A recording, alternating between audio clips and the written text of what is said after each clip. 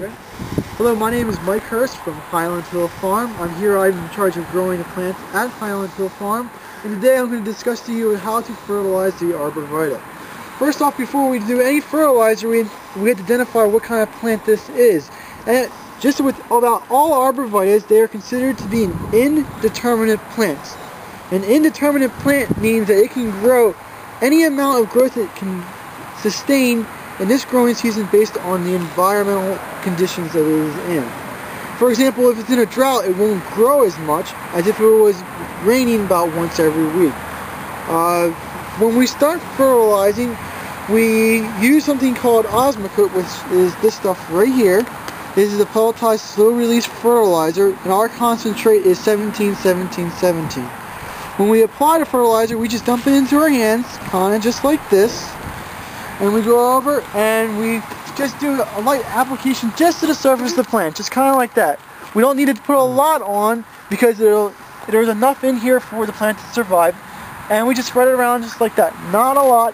If you put too much on there, you risk burning the roots with salt burn, or a lot of times it just leaches away and ends waste product.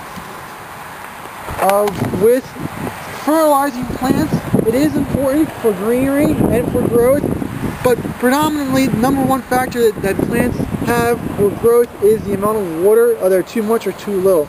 So fertilizer is a good start, but watering is much more important. If you have any other questions, please contact us at 215-651-8329. We're here at Highland Hill Farm, and these are our 3-foot emerald green arborvitaes next to our 3 to 4 foot green giant arborvitaes.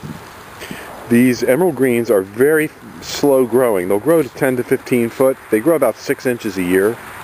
And we sell these for windbreaks and barriers and for screens on property lines. They're good for screening off a swimming pool, a small property that has a property between two neighbors. You could screen off there.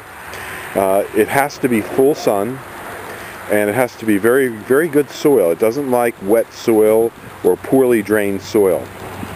If you have wet or poorly drained soil, this product probably won't survive.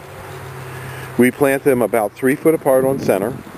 They will, it's fall right now, here it's in November or October, and you can see in the inside, you see some dieback. That's called fall needle loss. It's typical of this plant.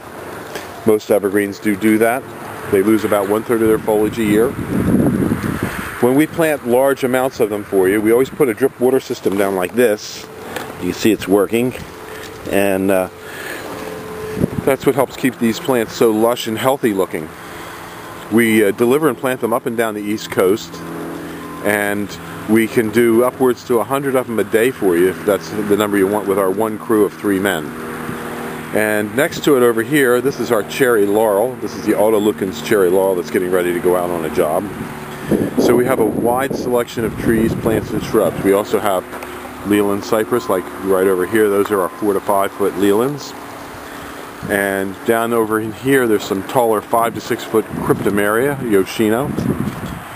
And throughout the yard, if you were to come to visit us at 5275 West Swamp Road, you'd see hundreds of different types of trees, plants, and shrubs that we sell, from both things like perennials to small shrubs to large caliper trees. Way down in the yard, you can see the bigger green giants that we have, and some of the other trees and shrubs. We also have Japanese maples, knockout roses, and a whole range of hollies and other plants for your landscape needs. So give us a call at 215-651-8329. Thank you.